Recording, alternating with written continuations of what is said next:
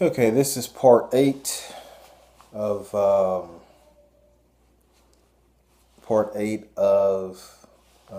Bible history video, and left off on part 7. We're talking about right at the turn of the century, not the century, but we're right at the crucifixion, which would be 0, and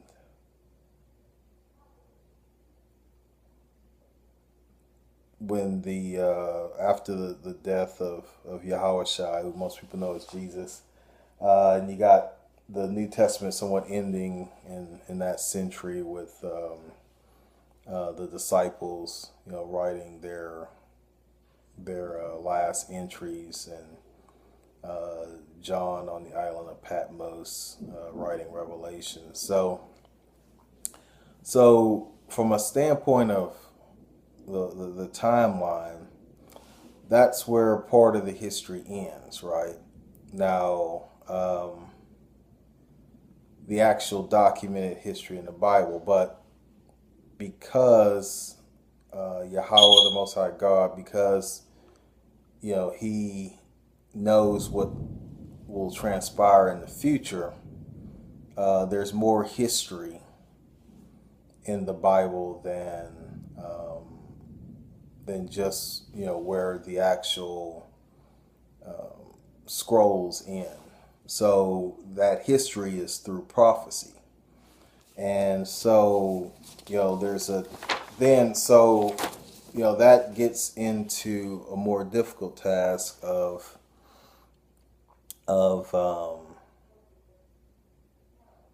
that gets into a more difficult task of identifying, lining up prophecy with our history. It wasn't history for the people who lived in the Old and New Testament times, but it's history for us who live in the modern times, and all of that history is lined up in prophecy, and that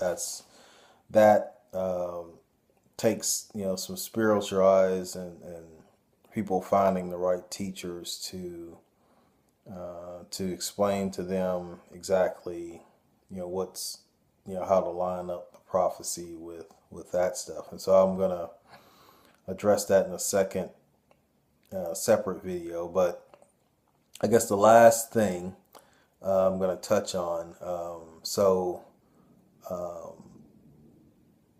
Again, lining up the history. So you've got first century Israelite historian Josephus.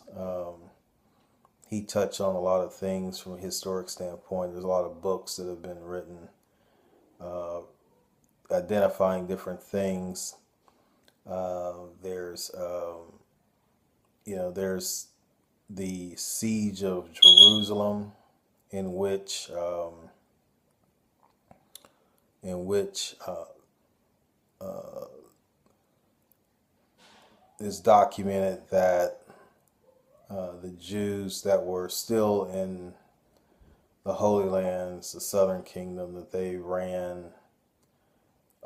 they fled quite a few different routes to, for their lives. So you got people running into Africa, people running into other lands. A good number ran to Africa, but the thing that happened, a lot of what happened is them going again to, you know, getting into that Phoenician network and going to the lands where their brothers were. So, going to the area of Carthage, or that northwest Africa area where the remaining Israelites from the Carthage area was, them going to the Frances, to the Italys, to the Britons, and those areas. And so you get into that, and you can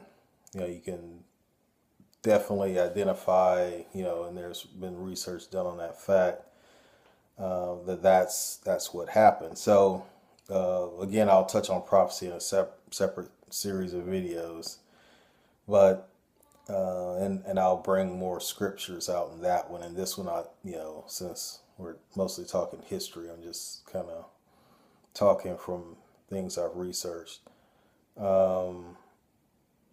You also get into a lot of other, historical things related to those areas. And when you look into the future, again, the prophecies and things, there's a lot of things that have gone on throughout history related to religion, where different groups of people have been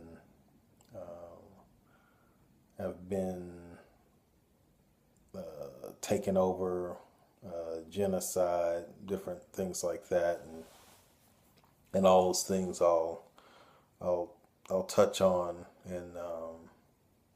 in my videos addressing prophecy. But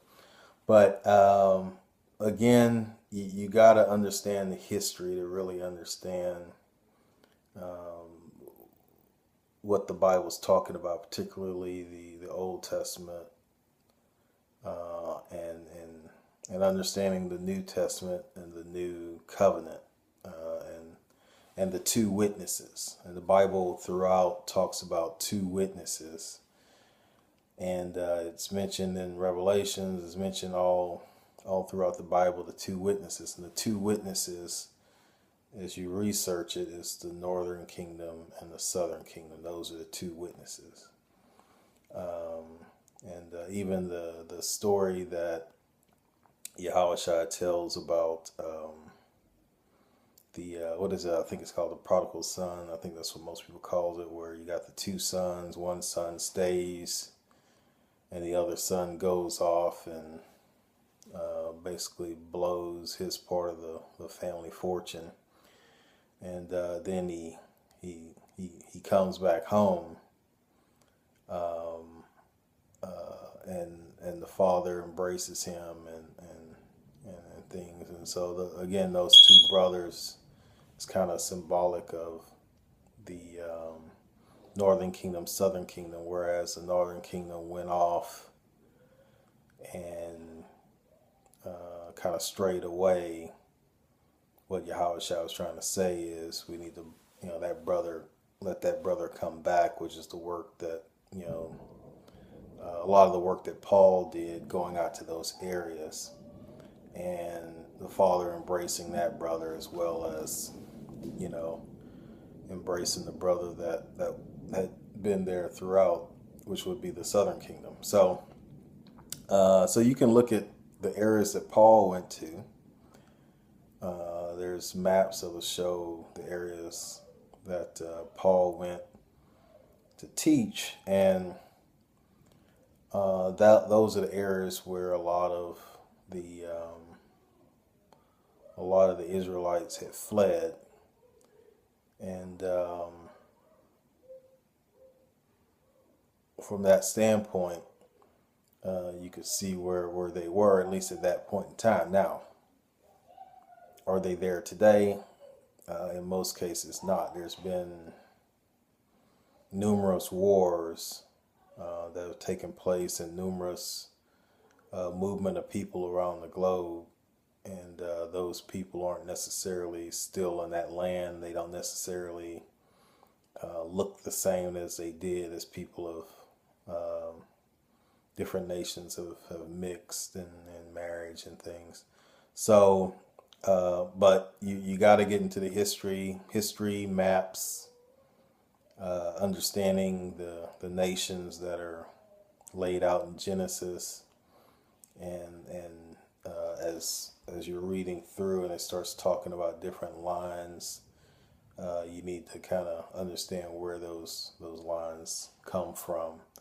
So that's going to wrap it up on Bible history. And again, I'll address more of modern history, going from modern times back to the 1st century AD. in a series of prophecy videos.